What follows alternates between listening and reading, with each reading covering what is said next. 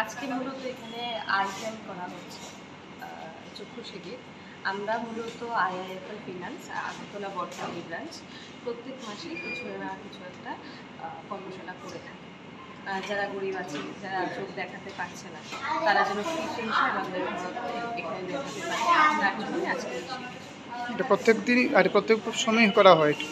প্রত্যেক মাসে আমরা কোনো না কোনো একটা কর্মশালা করি, কাউকে থেকে বস্ত্রদান বা গাছ লাগানো, হেলথ চেক আপ, এগুলো আমরা করে থাকি। কতজন আজকে চোখ দেখিয়েছে?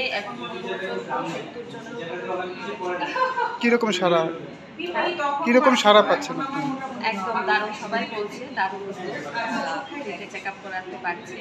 যারা মানে অনেক টাকা দিতে আসে রাস্তায় কোনো এসে দেখাচ্ছে, সবাই হ্যাঁ আমরা তো করি, বরাবরই করে থাকি। তো আগামীতেও আমরা করবো।